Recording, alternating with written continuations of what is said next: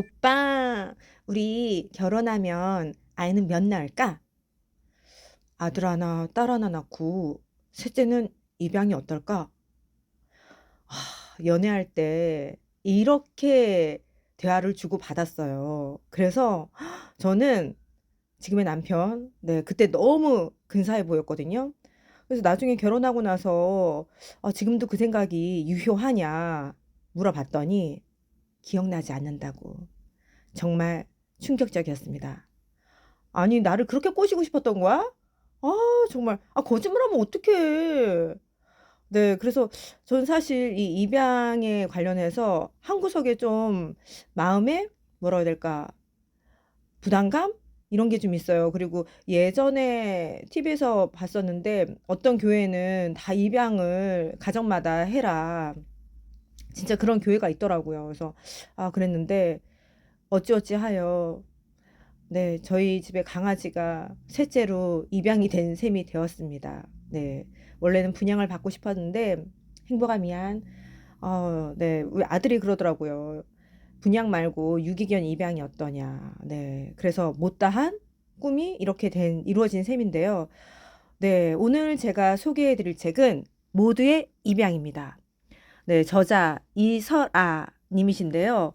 이분은 직접 아이 셋을 다 입양을 하셨더라고요. 그래서 이 입양에 관련된 모든 과정과 또 양육의 그런 과정, 네, 현실을 적나라하게 보여주고 있습니다.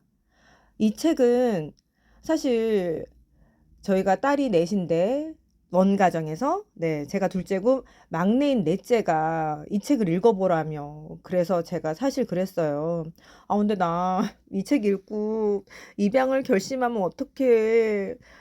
나 키우는 거는 사실 좀 부담이 되는데 네, 여러 가지 마음이 막 있었는데 그러더라고요. 언니, 이 입양에 대한 환상을 다 깨주는 책이야. 걱정하지 말고 읽어. 그래서 제가 다 읽고 나서 전화를 했더니 본인은 아직 다 안 읽었다며. 기집애야 정말. 네, 아무튼 다 읽고 같이 나눔하자. 네, 그래서 근데 동생의 말대로 211페이지에 보면은 그런 얘기가 나옵니다. 전 여기서 입양을 하면 안 되겠구나. 마음을 접었어요. 책에서 그래요. 입양은 한 아이의 세상을 바꾸는 일이 아니라 한 아이의 세상을 바꾸기 위해 평생 가족이 되는 일이다.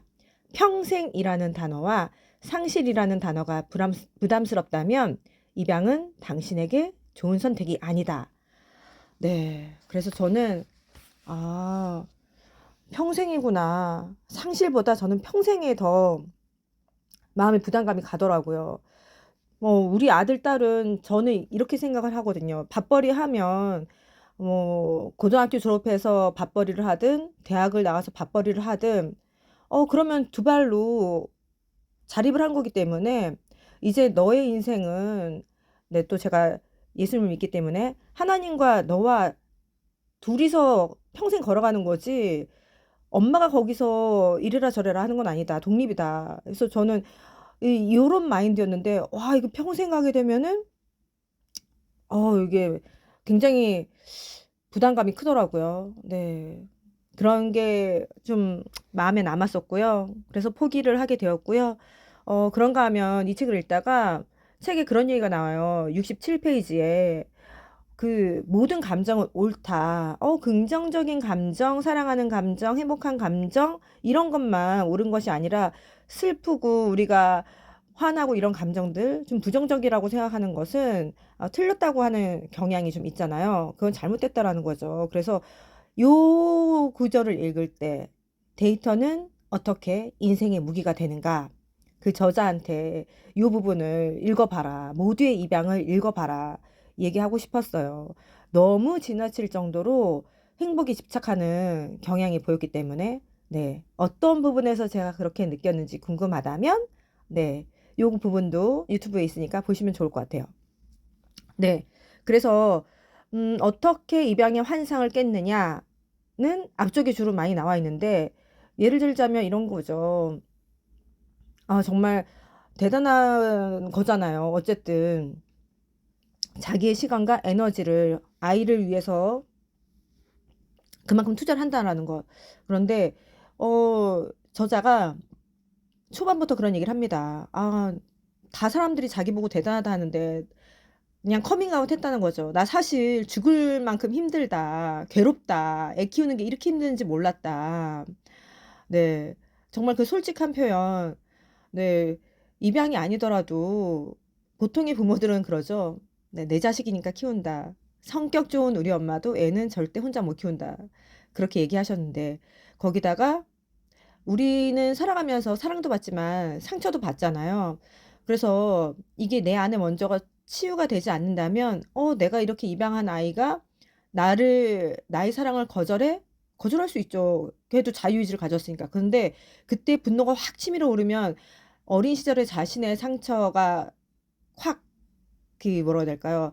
만져지면서 이 분노 조절이 안 되고 학대로 이어질 수 있다라는 거죠. 그래서, 근데 참, 정말 내가 성숙해지지 않으면 자녀 양육은 힘든 거구나. 그런 생각을 한 번 더 하게 되었습니다. 그래서 뒤에 부분은 자식을 키우면서, 아빠한테, 어떻게 이렇게 애가 염치가 없냐, 투덜투덜 되는데, 부모 자식 간에 염치가 있으면 그건 가족이 아니다라는 이야기가 또 나옵니다. 그리고 본인의 아이와 입양한 아이 똑같이 사랑하시나요? 네, 그런 질문도 받는다고 해요. 그러면 어떻게 대답을 해야 될까? 사람들이 바라는 대답은 똑같이 사랑한다 이겠지만, 네, 다르게 사랑한다는 거죠. 왜냐면 그 아이 하나하나는 다르기 때문에. 그래서 이 아이 키우는 데 있어서는 입양하든 내가 직접 아파서 내가 출산한 아이든, 네, 모든 자녀는 좀 부모한테 좀 뻔뻔하고 염치 없고, 네, 사랑을 많이 받았다 생각을 해도 더 부족하다.